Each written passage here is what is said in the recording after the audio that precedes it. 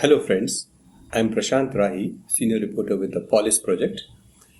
On November 3rd, the Polis Project was at Press Club of India in New Delhi, where the Forum Against Corporatization and Militarization, FACAM, had brought together activists, students, and human rights defenders to confront in India a rapidly consolidating military state order of rapacious profiteers, one defined by corporate power, militarized governance, and the systematic suppression of dissent. What unfolded at the press conference was a diagnosis of a national condition. Over the past decade, the language of national security has moved beyond the border and into the economy. The security is now the state's universal justification, a rationale for land grabs, for silencing movements, and for policing thought itself. Development has been rebranded as an unabashed military operation, and disposition is justified as progress. Fakem's discussion about the Surajkund scheme and Operation Kagar reveals how deeply this logic is now entrenched. Under these initiatives, corporate access to Adivasi land expands under the guise of protecting the nation and ensuring growth. The cost is borne by the same communities that have always been displaced in the name of development. Villages emptied, forests stripped, and ecologies devastated. Development that has always been synonymous with extraction now goes hand in hand with militarization. A militarization with a far more sophisticated policing than ever before, but with a barbarism no different from medieval times. Back in Delhi, the arrests and alleged torture of students by the police special cell underscore another layer of this gamut of suppression. The university, once a space for public debate, is now treated as a threat to national order. The criminalization of true student activism reflects an anxiety at the core of power, a fear of young people who question and who refuse to be silenced. Even more chilling are the recent killings of Naxal leaders Kadri Satyanarayan Reddy and Katta Ramachandra Reddy. Both were taken into custody and later found dead, reported as encounter killings. For their families, it was not only a loss but an exposure of truth that legality in India now bends effortlessly to serve the logic of counterinsurgency. When the state celebrates the surrender of senior Maoist leader Mallujula Venugopal Rao as a victory, it also conceals what fuels such struggles: dispossession, ecological ruin, and the collapse of local autonomy. While the state frames surrender as peace, it is often the peace of exhaustion and coerced by a system that offers no justice. Finally, the rule of law is thinning. Constitutional rights are being redefined as privileges, conditional upon obedience. The militarization of governance is no longer confined to conflict zones. It is shaping daily civic life, from classrooms to forests. That afternoon at the press club, the room carried the weight of something more than protest. It was a reminder that amid fear and fatigue, dissent still breathes and will continue to breathe. That resistance, though certainly quite a bit cornered, has not been extinguished. What follows for you here is the press conference itself. Sir, इस state repression में एक जो qualitative leap आई है वो खास करके आई है Surajkund scheme के दौरान जो इंडियन स्टेट ने पॉपुलर रेजिस्टेंस को खास करके इंडिया की माइनिंग बेल्ट्स में जैसे बस्तर, छत्तीसगढ़, झारखंड, उड़ीसा जो माइनिंग बेल्ट्स हैं वहां पे जो वहां की लोकल आदिवासी जनता है उनका पॉपुलर रेजिस्टेंस है फॉरेन कंपनीज की माइनिंग के अगेंस्ट। उसको रोकने के लिए ये सूरजकुंड स्कीम लाई गई है और इसी स्कीम के अंडर चाहे वो सिविल राइट्स एक्टिविस्ट हो, चाहे वो स्टूडेंट्स हो, चाहे वो प्रोफेसर्स हो या कोई भी ऐसा इंटेलेक्चुअल सेक्शन जो जनता के हित में बोल रहा है, उनके हक की लड़ाई के लिए बोल रहा है, उसको रेड टैग किया जा रहा है, उनको इलीगली डिसअपीयर किया जा रहा है, उनको मारा जा रहा है। Forum against corporatization and militarization Delhi based ये फोरम है जो 3 साल से बस्तर में चल रही इलीगल माइनिंग और लैंड ग्रैबिंग के अगेंस्ट जल जंगल जमीन की लड़ाई के लिए आवाज उठा रहे दिल्ली से। उसके एक्टिविस्ट को जुलाई में डिटेन करा गया दिल्ली पुलिस स्पेशल सेल द्वारा इलीगली। उनको एक हफ्ते से 10 दिन तक बिना किसी को बताए कि वो लोग कहाँ पे हैं, उनके साथ बुरी तरीके से टॉर्चर हुआ, उनसे fake document blank document sign कराए गए और उनको धमकियां दी गई कि आप दिल्ली में मत दिखना, आप पॉलिटिक्स करते हो मत दिख जाना दोबारा से, वरना आपके ऊपर फेक यूएपी लगा दी जाएगा, आपके घर वालों के ऊपर फेक केसेस हो जाएंगे और आपको हम जेल में डाल देंगे। तो इन्हीं सब हालातों के चलते हुए आज हम ये प्रेस कॉन्फ्रेंस होल्ड कर रहे हैं। छत्तीसगढ़ में और झारखंड में जो दमन हो रहा है, it's not just a repression, it's the Indian state is waging war on people. Just now Comrade Raja also said about that. And this war has not started just with Operation Kagar. Earlier, of course, as soon as the Maoist revolutionists, who at that time were called People's War Party, it was People's War Party, as soon as they entered the Adivasi areas as armed squad to organize the Adivasis against forest official oppression of the forest officials. In 1980 itself, even before the Maoists organized Adivasis, or even before they fired a single bullet, Maharashtra police killed Priti Shankar, who was one of the leaders of the first squad which entered Gadchiroli. From that time onwards, as and when Adivasis tried to organize themselves and fight against state violence, not only state violence, in the initial stages they fought against forest operation of the forest department officials, and then also against the gentry of tribals Adivasis also. They fought against that operation also, and gradually they realized that though initially they started their struggle for their for the enhancement of wages for table leaf plucking or bamboo cutting for the paper mills, they slowly realized that they have to take control of their forest, their jal jungle jameen. And Adivasis in this country have a very rich tradition of rivers, starting from Tilkamanji report against the British. Of course, even before that also there are so many Adivasi revolts against feudal kings also, but at least from British time onwards there is very rich history that is recorded from Tilkamanji, Sidhu Kanu and all, Birsa Munda, and in Bastar also, Bunga rebellion of 1910. So, Adivasis in this country have been fighting for their rights, for their right to existence with their own mode of life for the past 200 years. It is not the Maoists just those who organized the Adivasis into armed struggle. Even before Maoists entered the picture, Adivasis have been struggling for their right to existence. So, from the 1918 onwards, and then when people from Naxalites entered Gadchiroli and Bastar area, and simultaneously in Jharkhand also, Naxalites tried to organize Adivasis there.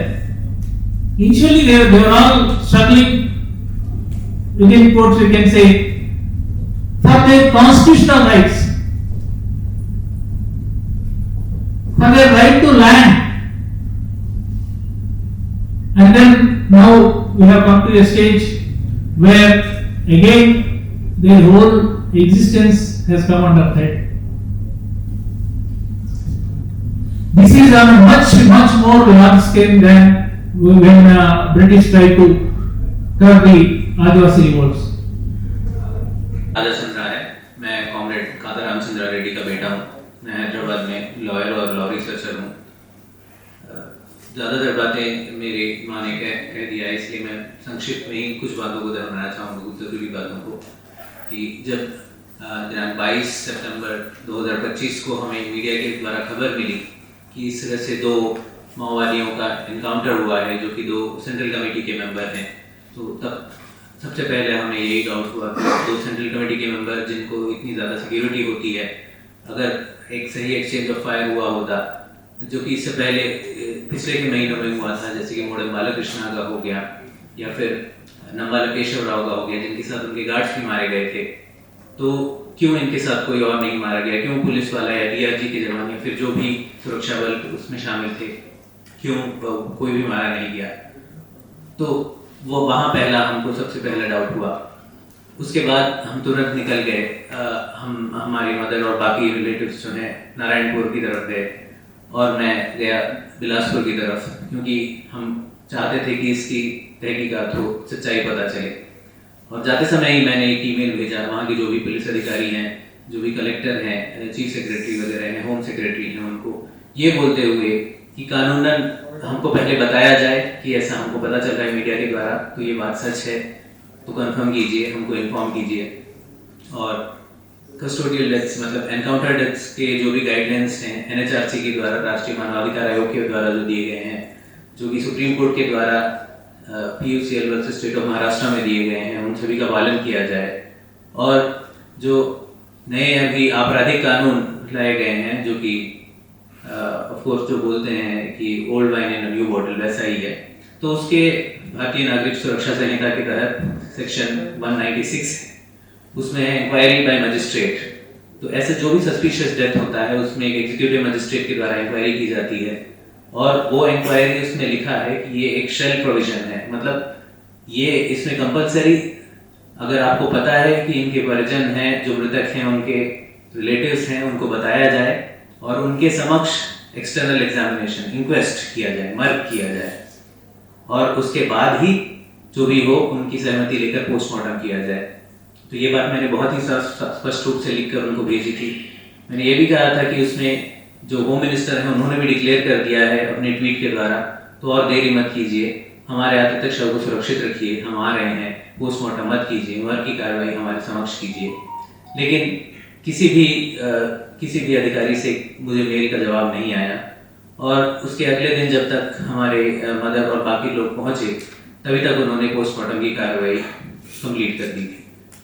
तो इसमें ये बात एक भी है कि मुझे एक कॉल भी आया था उसी बीच, जिसमें कि उन्होंने ये नहीं बोला कि मेरे मेल के बाद उन्होंने कॉल किया है, उन्होंने बोला हमको आपका नंबर कहीं से मिला है और हम आपको इन्फॉर्म कर रहे हैं। मैंने बोला कि बॉडी को प्रिजर्व कीजिए, तो उन्होंने बोला हाँ पोस्टमार्टम करने के बाद हम फ्रीजर में रखेंगे। तो 22 को जो एनकाउंटर हुआ तो 24 तारीख तक उन्होंने बॉडी को बाहर ही रखा, जबकि 24 घंटे के अंदर, ज़्यादा से ज़्यादा 12 से 24 घंटे के अंदर बॉडी को फ्रीजर में, डीप फ्रीजर में रखने की ज़रूरत होती है। उन्होंने जानबूझकर बॉडी को खराब होने दिया, क्योंकि एक्सटर्नल एग्जामिनेशन में ही, इंक्वेस्ट से ही पता चलता है कि बॉडी पे जो भी टॉर्चर मार्क्स हैं वो सब इंक्वेस्ट फॉर्म होता है, उसमें रिकॉर्ड किया जाता है, मृतक के परिजनों की भी बात रिकॉर्ड होती है, और वो बहुत महत्वपूर्ण एविडेंस, साक्ष्य होता है। तो उन्होंने ये नहीं किया, तो इससे हमको और भी हमारा जो डाउट है वो क्लियर हो गया कि ये सही एनकाउंटर नहीं है, ये फेक एनकाउंटर है। तो इसीलिए हमने तुरंत हाई कोर्ट में एक पिटिशन डाला कि इस बॉडी का रीपोस्टमार्टम किया जाए, सीनियर डॉक्टर्स के द्वारा, फोरेंसिक मेडिसिन के प्रोफेसर्स के द्वारा किया जाए, और इसके साथ ही एक इंडिपेंडेंट गठित किया जाए जो कि जांच करे इस मामले की और बताए। लेकिन हाई कोर्ट इसको जल्दी सुनने के लिए, अर्ली हियरिंग के लिए तैयार नहीं था। उनको लगा नहीं छत्तीसगढ़ के हाई कोर्ट की ये कोई जल्दी करने वाला मामला है। उन्होंने बोला no, let it come in the list. और छुट्टियां आ रही थी दशहरा की, पुलिस वाले हम पर दबाव बना रहे थे कि अब नहीं ले जाएंगे बॉडी तो हम इसको डिस्पोज ऑफ कर देंगे। तो इसलिए हम फिर तुरंत सुप्रीम कोर्ट गए सुप्रीम कोर्ट में हमने गुहार लगाई सेम कि सीबीआई की द्वारा जांच की जाए, रीपोस्टमार्टम किया जाए। सुप्रीम कोर्ट ने बाकी चीज़ें तो नहीं सुनी, लेकिन बस इतना कहा कि जब तक हाई कोर्ट इस मामले की सुनवाई करके कोई निर्णय नहीं देता है तब तक बॉडी को सुरक्षित रखा जाए। तो ये दशहरे की छुट्टियों के बाद जब फिर से हाई कोर्ट खुला तो उन्होंने तुरंत सुनवाई न करते हुए 1-2 हफ्ते का एडजर्नमेंट देते हुए, पोस्टपोन करते हुए लास्ट अक्टूबर 15 को 14 को हियरिंग कंप्लीट हो गई, 13 को हुई, 14 को हुई, फिर भी ऑर्डर देने में उन्होंने डिले किया 1-2 दिन का। लास्ट 15 अक्टूबर को उन्होंने पिटिशन को डिसमिस कर दिया, ये कहते हुए कि ये सब आपके सिर्फ अनुमान है और आप कोई एक्सपर्ट नहीं है, आप नहीं बता सकते। ये कहते हुए कि आप कोई एक्सपर्ट नहीं है, आप नहीं बता सकते कि ये एक टॉर्चर वुंड है या नीचे गिरने से लगा है। हम बॉडी पे 3 पंक्चर्ड वुंड्स थे जो कि उन्होंने पोस्टमार्टम रिपोर्ट में रिकॉर्ड किए थे। वो पंक्चर्ड वुंड्स किसी शार्प ऑब्जेक्ट से, किसी चाकू के गोबने से, ये सब भी हो सकता है। तो हमको ये कहते हुए कि वो एक्सपर्ट नहीं है, वो खुद उन्होंने लंबा चौड़ा 2-3 पैराग्राफ लिख दिया कि ये पत्थर से हो सकता है, कांटों से हो सकता है और नुकीले पत्तों से भी हो सकता है। ऐसा लिखते हुए जज ने खुद अपने आप को एक्सपर्ट बना लिया। हमने उनसे बोला कि ठीक है, आप हमारी बात का विश्वास मत कीजिए, लेकिन स्टेट की बात का भी विश्वास मत कीजिए, आप इंक्वायरी गठित कीजिए और उसमें सच सामने आने दीजिए। तो क्यों ये सरकार इतनी डर रही है? अगर ये सच में एक सही एनकाउंटर था, जेन्युइन एनकाउंटर था, एक्सचेंज ऑफ फायर हुआ था, तो करने दीजिए रीपोस्टमार्टम, हो जाने दीजिए इंक्वायरी, सच सामने आ जाएगा। तो ये नहीं करना चाहते हैं वो लोग। हमने उस बात को सुप्रीम कोर्ट में अपील किया, तो अभी सुप्रीम कोर्ट में अपील पेंडिंग है। हम अभी भी कह रहे हैं कि अगर ये जेन्युइन एनकाउंटर है तो अपोज मत कीजिए हमारे प्ली को, हमारी अपील को, हो जाने दीजिए इंक्वायरी, सब सामने आ जाएगा। हमने उनसे crime scene report, crime scene photograph की भी मांग की थी पोस्टमार्टम रिपोर्ट और वीडियो के साथ। तो पोस्टमार्टम वीडियो जो कि 1.5 घंटे का था, 1.5 घंटे चला, उसमें से एडिट करके सिर्फ 10 मिनट का वीडियो दिया गया, जिसको सिर्फ 10 मिनट की वीडियो को देखने से ही आपको पता चलेगा कि रिपोर्ट और उस वीडियो में कई खामियां हैं। वीडियो में कई ऐसे निशान हैं, टॉर्चर के निशान, जो कि रिपोर्ट में नहीं दिए गए हैं। 2 जूनियर डॉक्टर्स के द्वारा किए गए हैं पोस्टमार्टम, जो कि सुप्रीम कोर्ट के गाइडलाइन के खिलाफ है। इसके बाद भी हम यही कह रहे हैं कि अब जो भी है ये किस लिए हुआ, ये भी सोचने की ज़रूरत है। अभी एक और बात है कि मजिस्ट्रियल इंक्वायरी उन्होंने इंटरनल इंक्वायरी रखी थी, जो कि एनएचआरसी की गाइडलाइन के तहत उनको करनी चाहिए। 26 सितंबर को कलेक्टर ने ऑर्डर इशू किया और एक एसडीएम को नियुक्त किया और 1 महीने के भीतर उनको देने बोला अपनी रिपोर्ट। 26 अक्टूबर हो चुका है कब का, लेकिन अभी तक हमें किसी ने कांटेक्ट नहीं किया।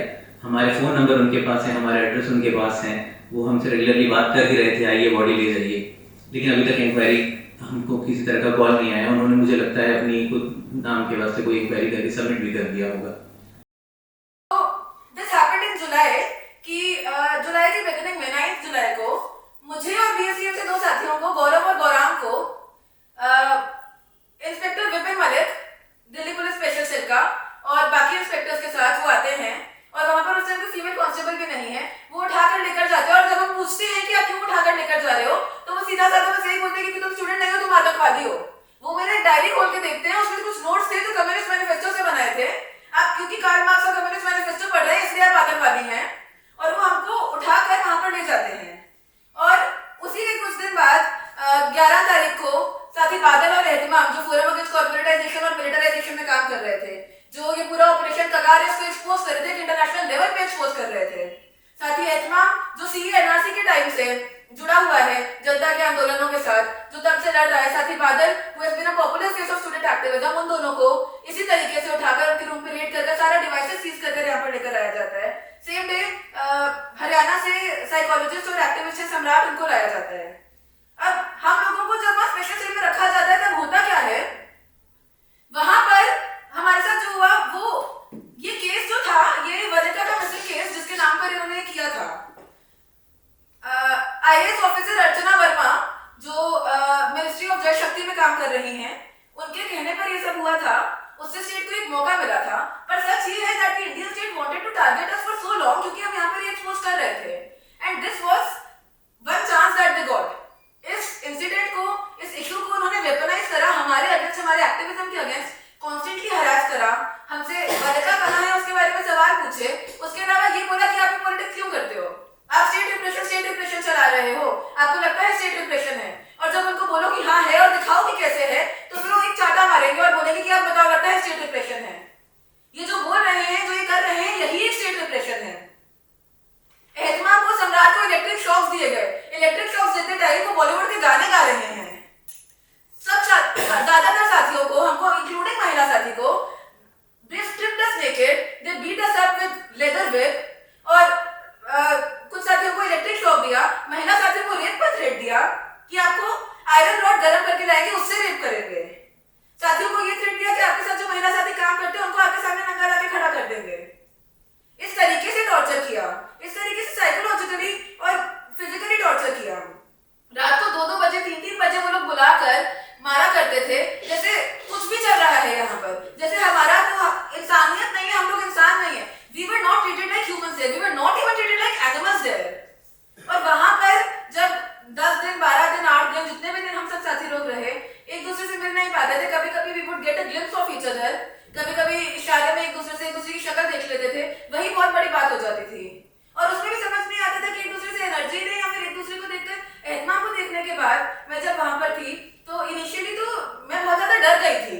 जिस तरीके से उसको रखा हुआ था, उसके मुंह के ऊपर एक काला कपड़ा, एक काली पन्नी बांधी हुई थी, like the one they put buy hanging someone, और उसको इतना मारा था वो खड़ा नहीं हो पा रहा था, उसकी आंखें लाल थी, उसको सोने नहीं दिया, 3 दिन तक उसको सोने नहीं दिया।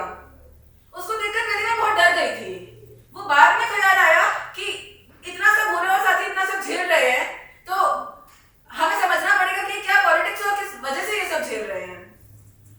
ये सब चीजें जब होती हैं, और ये सब सिर्फ यहाँ पे खत्म नहीं हुआ, जब चीजें बाहर आनी शुरू हुई कि यहाँ पर कौन कौन है, जब हम सबके पेरेंट्स दिल्ली आ गए तो एक एक करके हमको छोड़ना शुरू करा। और उसमें से भी जब हम सबको छोड़ा तो इतना थ्रेटन करके छोड़ा कि आप लोगों के घर पे आर्म्स प्लांट करके आर्म्स ट्रैफिकिंग का केस कर देंगे, आपके घर पे आपकी बहनों के घर पे चले जाएंगे, आपकी बहनों के साथ कुछ कर देंगे। मेरे साथियों को ऐसा भी बोला, आपको साथी गौरव का सर टॉयलेट बोल में डाल के फ्लश किया है। हमारे पीछे दलित साथी थे गौरांग, उसको लगातार कास्टिस गाली देते हुए लगभग 1 घंटे तक अपनी चप्पलों से उसको बोला कि नील डाउन करो, अपनी चप्पल से उसके सर पे मारा है। जो मुसलमान साथी है, जो एहतमाम है, उसको उसके ऊपर लव जिहाद का आरोप लगाया है। उसको उसका मलिका के साथ भी लव जिहाद है, उसका मेरे साथ भी लव जिहाद है, उसका बादल के साथ भी लव जिहाद है। उसको इतना ज्यादा डिह्यूमनाइज करा पूरे टाइम, उसको इस्लामोफोबिक गालियां दी पूरे टाइम, वो कटवा वो भड़वा इस तरीके के उन्होंने शब्द यूज करे उसके लिए, इतना ज्यादा ह्यूमिलिएट करा। जो महिला साथी है उनको उन्होंने सेक्सुअली अब्यूज किया। तो जो तमाम जिस ऑप्रेस्ड बैकग्राउंड से साथी आते हैं, जिस एक्सप्लॉइटेड बैकग्राउंड से साथी आते हैं, उस चीज का इन्होंने इस्तेमाल किया उसको और ज्यादा ह्यूमिलिएट करने के लिए, उस तरीके से टॉर्चर करने के लिए। और ये सब जब हम देखते हैं तो हमको समझना बहुत जरूरी है, जो मैंने पहले कहा था कि ये चीजें क्यों हो रही हैं। यही इनका सूरजकुंड स्कीम है। सूरजकुंड स्कीम में ये स्टेट क्या कहता है, we will end gun yielding as well as pen yielding naxalism by 31 March. ये gun yielding pen yielding naxalism क्या है? कोर्ट के हिसाब से, लॉ के हिसाब से जो माओइज्म होता है वो ये होता है कि आप स्टेट के अगेंस्ट आर्म्स उठा रहे हैं माओइस्ट मूवमेंट के साथ जुड़कर। तो इसमें पेन यील्डिंग नक्सलिज्म क्या है? पेन कोई आर्म्स है क्या? क्या हम इतना एक आइडियोलॉजी से डरते हैं कि हम उस आइडियोलॉजी को इलीगल बना देंगे? और अगर ऐसा ही है तो फिर यहाँ पे जितने भी लोग बैठे हैं, जो तमाम मीडिया से लोग बैठे हैं, मैं चाहती हूँ कि ये चीज आगे आए, ये चीज पब्लिश हो, और जितने भी यहाँ पे स्टूडेंट्स बैठे हैं, सिंपैथाइजर्स बैठे हैं, हम लोग ये सवाल पूछें कि ऐसा क्या है इस आइडियोलॉजी में जिससे स्टेट इतना डरता है कि आइडियोलॉजी लोगों तक नहीं पहुंच सकती, कि जो लोग बोल रहे हैं इसके ऊपर लिख रहे हैं, हम उनको डिह्यूमनाइज करें। और ये कोई अभी की बात नहीं है। अभी जब हम लोगों को उठाया उसके बाद में साथी प्रियांशु जो पहले बीएससीएम में काम कर रहे हैं, वो बस्तर से एक आदिवासी है, वो दिल्ली यूनिवर्सिटी पढ़ने आया था, यहाँ पे उसने हिस्ट्री किया, बीएससीएम के साथ जुड़ा, वो अपने प्रॉब्लम्स को सोसाइटी से जोड़ के देखना समझना शुरू किया। हम साथ में काम कर रहे हैं, हमने उसका पॉलिटिकल ग्रोथ देखा, हमने साथ में इतना सारा प्रोटेस्ट, इतना सारा मूवमेंट वगैरह लीड किया है, और यहाँ से धीरे धीरे उसने समझा कि कैसे जो उसका प्रॉब्लम्स है वो सोसाइटी से जोड़कर है, उसने लड़ना शुरू किया। वो सभी पीएचडी कर रहे थे, ही लेफ्ट हिज पीएचडी मिडवे, और उन्होंने डिसाइड किया कि वो मजदूरों में जाके काम करेंगे। दिल्ली जनरल मजदूर फ्रंट में उन्होंने काम करना शुरू किया। तो एनआईए उनके ऑफिस पे लास्ट ईयर दिसंबर में रेड करता है, और जब वहां से कुछ नहीं मिलता है तो फिर अभी कुछ टाइम बाद illegally while all of this was going on, जब हम सबको जब पता लगा कि दिल्ली में जो लोग आवाज उठाने वाले हैं उनको तो हमने गायब कर दिया है, उनको उनके घर भेज दिया, ये बोल के भेज दिया कि दिल्ली दिख गए तो तुमको फिर से उठा लेंगे। अब ये टाइम है कि हम प्रियांशु को अरेस्ट करें। They arrested Priyanshu under the bogus NRB revival case. क्या है ये NRB रिवाइवल? ये लखनऊ कॉन्स्पिरेसी केस है। ये पूरा एक कॉन्स्पिरेसी केस है BK16 जैसा। उस टाइम पे जैसे फेक एविडेंस, इम्प्लांटेड एविडेंस के बेसिस पर लोगों को इन्होंने अरेस्ट किया था, वैसे ही अभी के टाइम पे ये लोग अरेस्ट कर रहे हैं। ये लोग विशाल को अरेस्ट कर चुके हैं, अजय को, पीपल्स एडवोकेट अजय को अरेस्ट कर चुके हैं, अभी प्रियांशु को अरेस्ट कर चुके हैं कि माओवाइस्ट ऑपरेटिव उसको बोल रहे हैं। और and also this is very ironical. एक तरफ आप बोलते हैं कि भाई नक्सलिज्म खत्म हो गया, माओवाद खत्म हो गया, 31 मार्च तक कुछ बचेगा नहीं। दूसरी तरफ दिल्ली में पढ़ने वाला 22 साल का लड़का की माओवाइस्ट ऑपरेटिव बन रहा है। आपका खुद का स्टेटमेंट ही आपस में मैच नहीं कर रहा है। या तो आप बोलिए कि आपसे माओवाइज्म खत्म नहीं किया जा रहा है, या फिर आप इस तरीके की चीजें करना बंद करिए।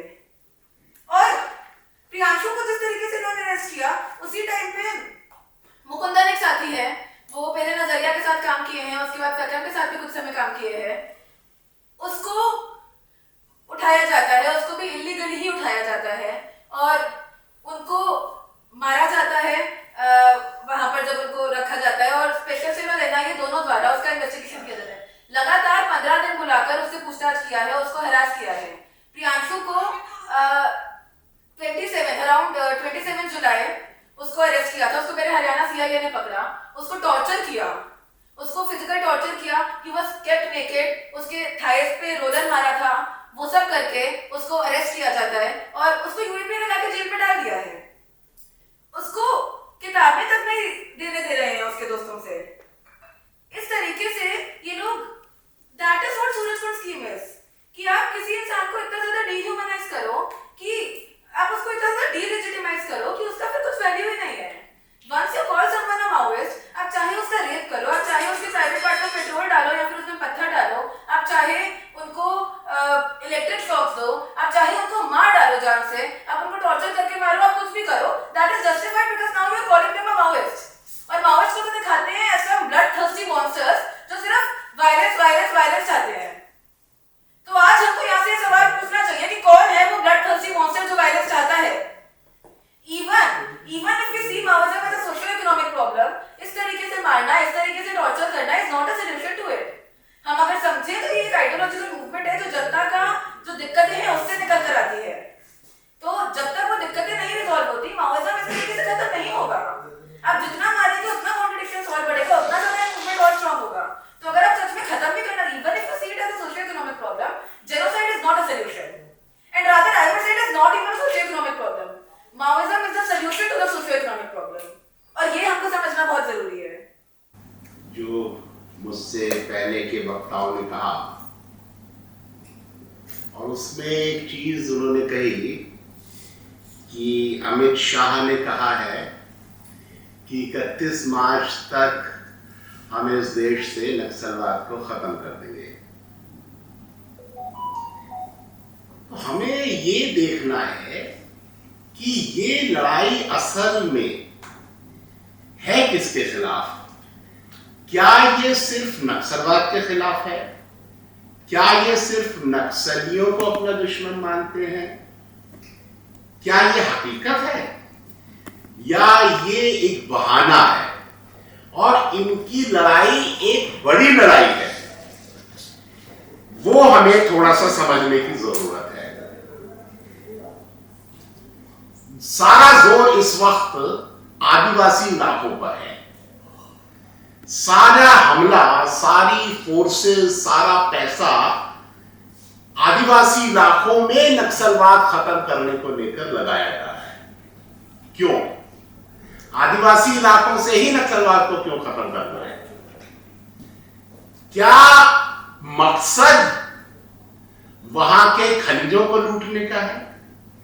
क्या मकसद अमित शाह का लेवल आप समझ लीजिए। इस आदमी को राजनीति, देश, समाज, किसी चीज की कोई न समझ है न तमीज है।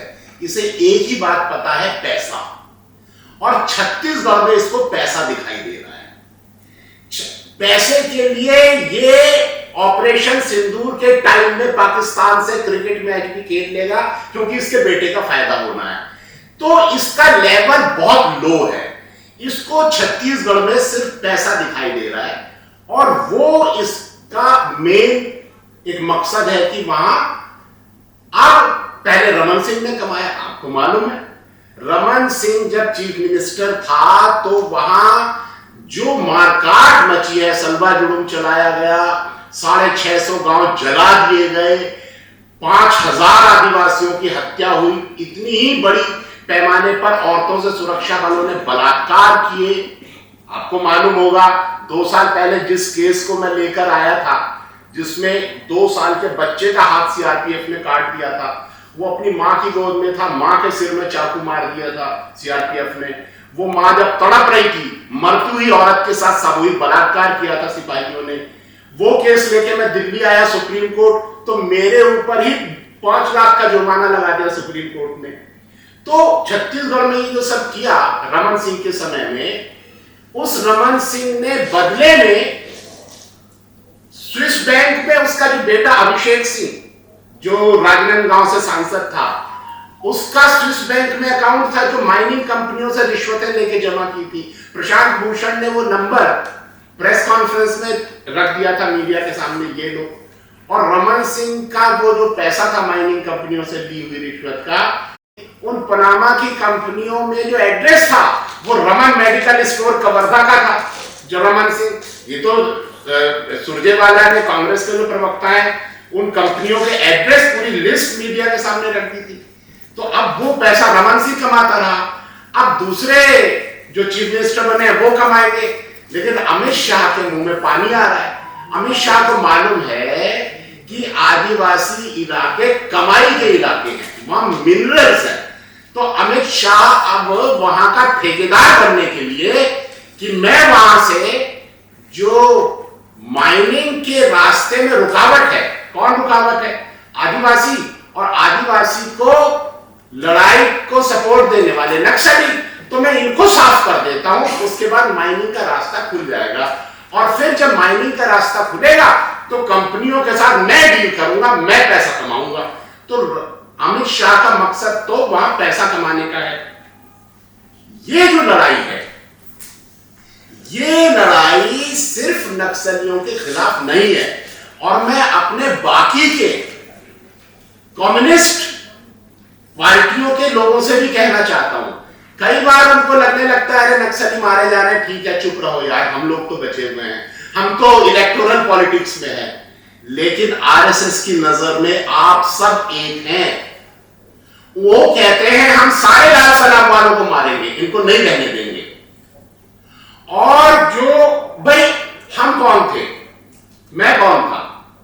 मैं तो गांधीवादी हूं। मैं बस्तर में काम कर रहा था 92 से, मेरे ऊपर जो अटैक किया, इनका दुश्मन नक्सल नहीं है। जो भी कोई आदिवासी की आवाज उठाएगा, जो इनके कॉरपोरेट एजेंडा के बीच में आएगा, जो कॉरपोरेट लूट के बीच में आएगा, ह्यूमन राइट्स के बीच में आएगा, कोर्ट में जाएगा, वो सब नक्सली है, वो सब अर्बन नक्सल है, वो देशद्रोही है, वो इनका दुश्मन है। तो इनका दुश्मन सिर्फ नक्सल ही नहीं है, इनका दुश्मन वो हर व्यक्ति है जो इनके लूट लालच कॉरपोरेट के बीच में आएगा, वो नक्सली है। और इतना ही नहीं, जो पितृसत्ता विरोधी है, जो जातिवाद विरोधी है, जो इनके ब्राह्मणिकल हेजेमनी के खिलाफ है, वो सारे इनके दुश्मन हैं। इसलिए इनकी नजर में चाहे वो अंबेडकरवादी है, चाहे वो आरएसएस की विचारधारा का विरोधी जो भी है, वो सब इनका दुश्मन है, इनके निशाने पर है। क्या रेजिस्टेंस खत्म हो सकता है? क्या ऐसा हो जाएगा कि इस देश में बगावत मर जाएगी? क्या यह संभव है? अन्याय का विरोध करना इंसान का नैसर्गिक गुण है, वो नेचर है। आप नेचर को नहीं मार सकते, आप प्रतिरोध को, विरोध को नहीं कुचल सकते। आप एक पार्टी खत्म कर दोगे, मान लिया आप माओवादी सीपीआई माओवादी को खत्म कर दोगे, लेकिन बगावत बचेगी, वो नए रूप में आएगी। बरोड़ा राव ने कहा हम फिनिक्स पक्षी की तरह जो अपनी राख से पैदा हो जाता है, बगावत अपनी राख से पैदा हो जाती है। तो इस देश में बगावत, इस देश में क्या सारी दुनिया में आप बगावत को नहीं मार सकते। तो ये अमित शाह जो मुंगेरी लाल के सपने देख रहे हैं, ये पूरे नहीं होने वाले हैं। बगावत जिंदा रहेगी, इस पार्टी के नाम पर रहे, दूसरी पार्टी के नाम पर रहे, अम्बेडकराइट के रूप में रहे, समाजवादियों के रूप में रहे, कांग्रेसियों के रूप में, कोई कहीं भी जाकर के बगावत कर सकता है।